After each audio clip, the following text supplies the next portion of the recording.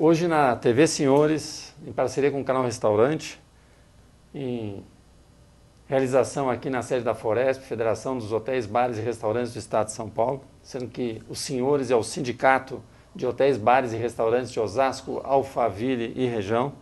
Estamos recebendo o professor e consultor Rafael Olivieri Neto, que é doutor em administração pela Universidade Cristã da Flórida, mestre em educação, especialista em economia, atuando na área de pró-reitoria e como professor em diversas grandes universidades privadas aqui do Brasil e de fora, e atualmente é diretor-presidente da Competência, né? Avanço Profissional Global. Assim, é isso mesmo, tá perfeitamente. Nós vamos falar, o nosso papo com o professor é sobre projetos de investimento na área do setor de gastronomia e hospitalidade, internacionalização de carreira, porque hoje, professor, qualquer negócio ele pode nascer local, mas se ele não pensar global, como se fala, e se não pensar em expansão com visão global, ele acaba ficando sempre na mesma posição. É isso mesmo. Bom, Sérgio, primeiro é um prazer estar com vocês aqui na TV Senhores, não é isso? Canal Restaurante. E o Sérgio, antes de nós começarmos, a gente estava trocando um bate-bola, você falou lá de que nasceu em Porto Alegre, mas ficou mais paulista, né? Sim. Mais paulistano, paulista, não sei. Então eu tenho uma mensagem rápida para você. A gente tem que pensar assim, onde, que cidade mesmo do Rio Grande do Sul você nasceu? Porto Alegre. Porto Alegre. Então a gente tem que pensar assim, de Porto Alegre para o mundo. Porque o mundo é globalizado, as empresas são globalizadas, mas o profissional ainda não é. Então ele tem a oportunidade de trabalho em qualquer parte, né? Qualquer parte do planeta. Agora, se você analisar que a nossa hospitalidade, a nossa culinária é maravilhosa, por que não levar ela para todas as partes do mundo? Né? Perfeitamente. Agora, você sabe, aproveitando essa pegada pessoal que o senhor deu, quando eu trabalhava em Porto Alegre, eu pensava no negócio para o Rio Grande do Sul. Para o Rio Grande do Sul. Quando eu vim para São Paulo, eu já passei a pensar um negócio para o Brasil. Para o Brasil. Né? E do Brasil para o mundo. Agora, do Brasil para o mundo, acho que a questão da internet, né, dos meios digitais, sim, facilitou muito a troca de informação. Hoje as pessoas dependem menos das outras para ter contato com conteúdo mundial, conteúdo de ponta, exatamente, conhecimento de ponta. Eu acho que isso transforma. Agora, justamente, o quanto o profissional brasileiro, aí dando uma pegada também para a área de gastronomia, hospitalidade, o quanto o profissional brasileiro ele pode ser competitivo, né? Tanto para as organizações internacionais que aqui se estabelecem, que procuram profissionais com aptidão maior, habilidades maiores, né, que pensem grande, quanto também de ele pensar em trabalhar no resto do mundo, não só no Brasil. Nós estamos formando profissionais a essa altura? Sem dúvida. Ó, eu vou dizer para você, Sérgio, e os meus cabelos brancos vão provar isso. Eu faço seminários internacionais, né, desde 1990. Nós já conseguimos levar aí, através da Competência do Brasil, em torno de 38.200, 38.300 pessoas, preferencialmente professores e alunos, que queriam desenvolver carreiras em várias partes do mundo, não só na Europa, mas na Ásia, Estados Unidos, que é um sonho de consumo de muita gente, e aqui para a América do Sul, né? Chile, Argentina, Uruguai. O Chile hoje é um país que está indo muito bem. E eu sempre falo o seguinte, nós temos que pensar globalmente. As pessoas se formam para trabalhar em qualquer parte do mundo, né? E o brasileiro acredita, e muita gente critica o brasileiro, porque o nosso jeito, às vezes, é um jeito meio, às vezes não leva muito a sério no começo, mas nós somos competitivos. Entre um produto chinês e um produto brasileiro, eu fico com o brasileiro, não tenho sombra de dúvida. Agora, se aquele estudante, o professor ou empresário, que tem um negócio aqui, e quer abrir um negócio lá fora, ele é muito bem-vindo lá fora e ele é competitivo. Posso dar um exemplo de um restaurante que foi nosso aluno lá no passado, que hoje tem, não um restaurante, mas vários restaurantes na cidade de Orlando. Ele pode acessar a internet, você vai colocar lá, Gilson Restaurantes. É o maior restaurante brasileiro hoje nos Estados Unidos. Tem capacidade para 2.000 pessoas. Esse cidadão era um garçom, foi para lá, se esforçou, foi um grande empreendedor, e para ser empreendedor não é fácil, cara, tem que ter dedicação, tem que ser líder no seu negócio, e ele decolou. Esse é um exemplo. Eu teria milhares de exemplos para vocês, que quando o cara sai daqui e vai para fora, nós somos competitivos. E muitas vezes, né, nós temos também, você falou a questão do garçom, eu me lembrei também do caso do fogo de chão também, Fogo né, de chão está lá também. que está lá fora, tem o girafas que também foi O lá girafas para agora. fora. Agora, o também. girafas, o fogo de chão, já teve um profissional que atuou para levar eles daqui para lá. Como também essa rede aí da Madeira agora Madeira, vai também, né? né? Então, mas existe todo um processo. Então são empresas, restaurantes, o que for, que já tem um certo nível e eles contratam um consultor que prepara para levar para fora.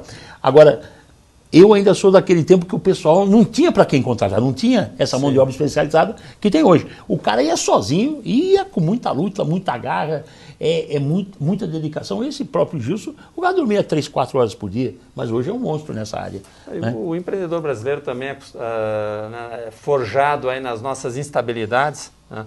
Quando ele está numa economia mais estável, né, ele consegue ter pelo menos um planejamento melhor, mesmo que eventualmente ele tenha, como é que se diz, um poder público que funcione. Sim, e que às vezes isso pode significar ter uma cultura diferente do ponto de vista de cumprimento das coisas, né? Exatamente. Mas, porém, ele tem acesso a um planejamento que pode ser um diferencial do negócio dele para dar certo. O planejamento, com certeza, com todos os indicadores, pilares financeiros, é importante. Só que, às vezes, o cara pegou o Brasil em algumas fases, que nem agora que nós estamos vivendo, que a gente não sabe, porque a economia ainda não deu sinais que está melhorando. Sim. Então, o pessoal vai correndo atrás.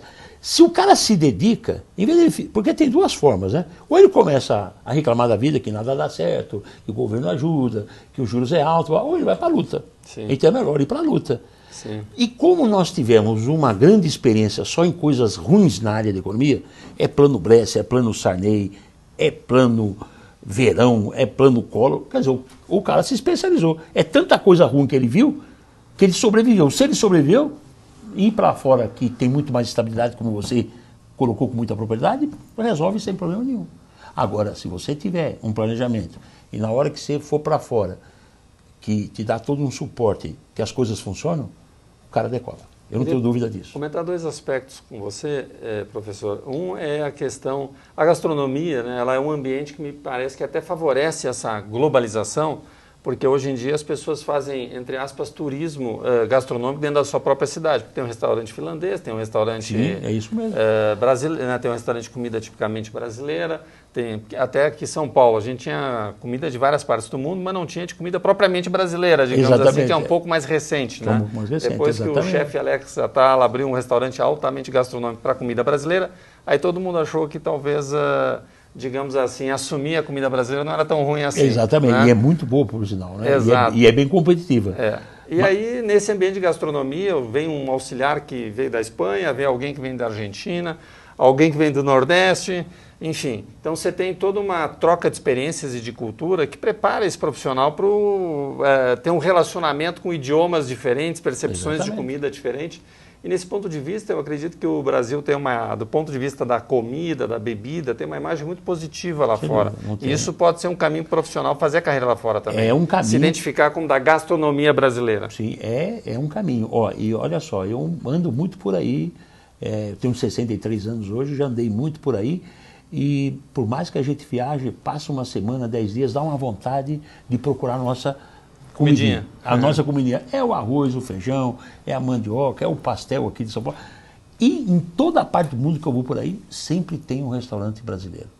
Né? E às vezes quando não tem, é o português misturado com o brasileiro, que um brasileiro com o português abriu, misturou com o brasileiro, ficou bom. Né? Então, e como o pessoal hoje, mesmo com a internet, com todos esses meios de comunicação, o que tem de viajante no mundo é uma coisa extraordinária. O pessoal viaja todo dia, vai para o aeroporto. Eu cheguei ontem de viagem, todos os voos estão lotados. E os caras, cadê a crise? Não tem. É voo nacional, é voo internacional, tudo lotado. O pessoal está se movimentando. E eles vão sempre procurar. Você pode viajar. Comida... mas você vai ter que fazer pelo menos uma refeição por dia. Sim. Né? Não tem a menor dúvida disso aí. Então é um caminho forte. Agora, o que precisa acontecer é que o pessoal, desculpe falar da hospitalidade e da gastronomia, às vezes eles são tão bons naquilo que eles fazem, mas tão bons, que eles esquecem um pouquinho da parte da gestão. Como preparar pessoas, como pagar a conta, por que eu vou abrir conta num banco que me cobra 6% de juros ao mês, se eu tenho um outro banco que cobra metade, ou se eu tenho um banco digital que vai me cobrar 1,99.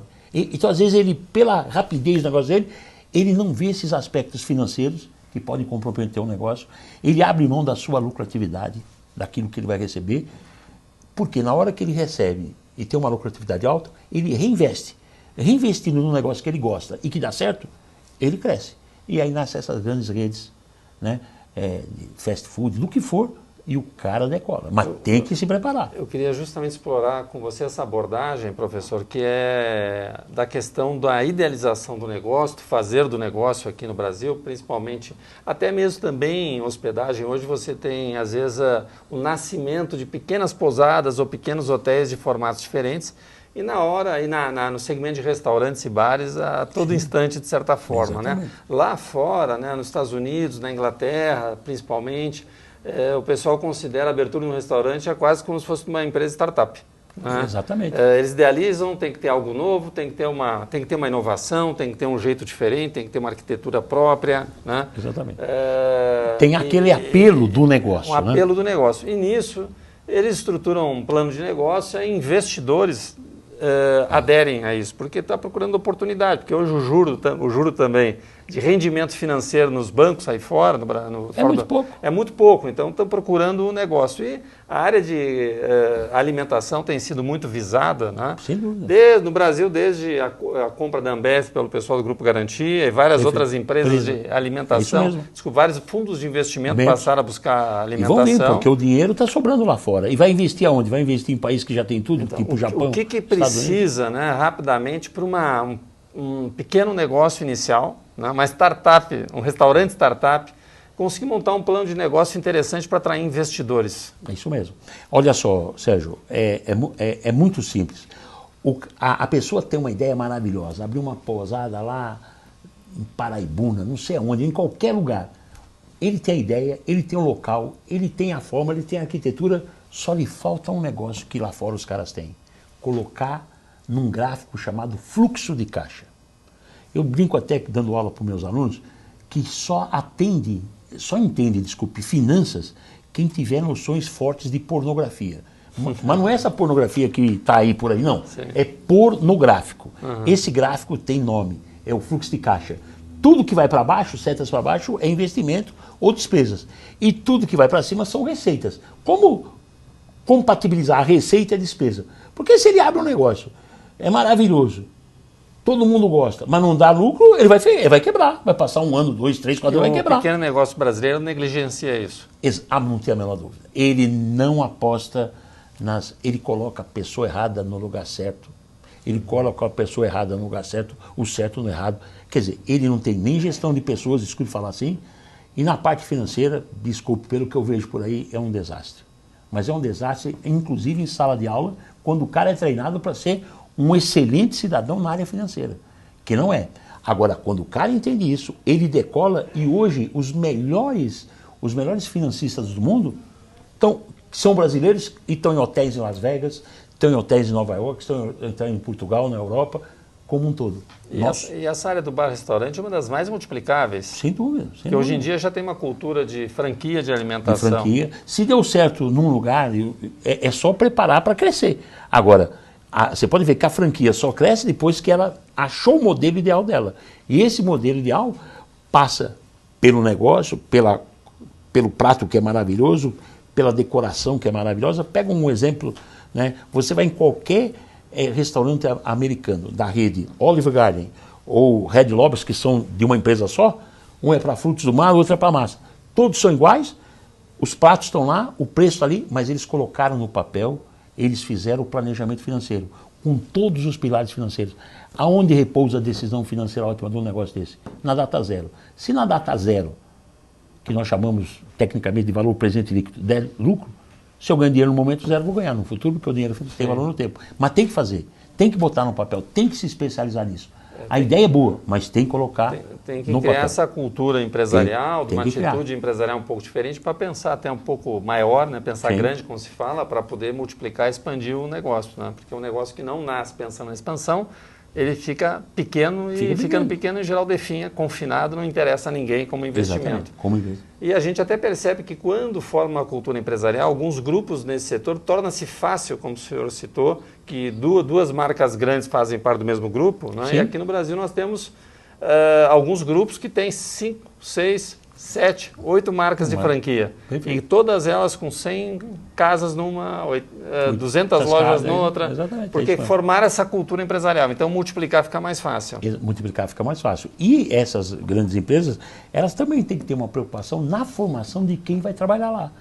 Porque você vai numa grande rede dessa, não precisamos citar uma. Se o cara não tem uma política de recursos humanos adequada, o cara que atende até nervoso. Porque trabalha muito, essas redes elas são produtivas, né? Então, se ela tiver um treinamento para os seus recursos humanos, tiver uma remuneração adequada, tiver um plano de incentivo, todo mundo gosta de ser tratado bem.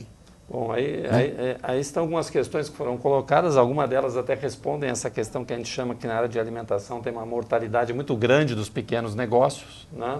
Porque às vezes eles nascem também já conformados em serem pequenos. Sim. E muitas vezes então não encontram parcerias, nem uma rede de apoios, nem rede financeira que queira se juntar com alguém que quer continuar tão pequeno. Exatamente. É o financeiro, é a preparação do ser humano para trabalhar em determinado local. E aí vai. Fica aí de inspiração, né, nessa nossa conversa aqui com o professor A inspiração, o negócio é muito bom. Só que é 5% de inspiração, desculpe, e 95% de transpiração. Tem que trabalhar. Para trabalhar tem que ler muito, tem que ir atrás, tem que fazer projeto, tem que se formar, tem que ter curso. Eu tenho até um exemplo, se você me permite. Uma vez, numa viagem levando alunos para a cidade de Orlando, estava fazendo um trajeto terrestre, de Miami para Orlando. Paramos num determinado restaurante que desceu 60 alunos no mesmo momento para ser atendido. E os caras que iam atender lá, um queria fugir, porque ele era muita gente. Já viu o estresse que ia dar. Já viu o estresse que ia dar, e ele falou, eu vou fugir. Uma moça começou a bater boca com outra moça. E brigaram. Mas brigaram de se pegar a tapa, para não atender. Eu fui lá e falei, mas peraí, a gente veio aqui para comprar, para vocês ganharem dinheiro, para ganhar mais.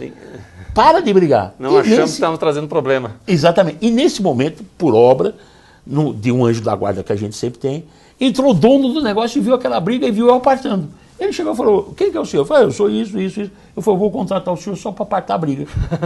Acabei dando consultoria para uma rede lá americana, pequena, mas tudo bem. Por quê? Porque você tem que intervir. É muito importante uma você mentoria, treinar a pessoa. Inclusive. É uma coisa de uma mentoria. Né? Agora, porque essas redes é muito simples. Principalmente nessa área de hoje não temos um emprego de qualidade. Aí o cara nunca trabalhou, vai querer trabalhar. Ele pega qualquer coisa. E ele vai, às vezes, pegar qualquer coisa, vai num restaurante, vai ser garçom, vai ser isso, vai ser um chapeiro, vai ser alguma coisa, mas ele sabe que aquele é passageiro. Mas se ele tiver uma política, que ele pode, inclusive, se tornar um franqueado daquele negócio que ele está trabalhando, ele decola. Muito obrigado, professor Rafael Olivieri Neto, presente aqui conosco na TV Senhoras Canal Restaurante, abordando a internacionalização de carreiras, internacionalização dos negócios, né? Isso aí. E o ato imprescindível de ter um plano de negócio bem estruturado, principalmente na área financeira, para poder crescer o negócio, atrair parceiros, atrair capital e com isso ser um negócio sustentável a médio e longo prazo. Muito obrigado, professor. Obrigado, foi um prazer estar com vocês aqui e estou sempre à disposição.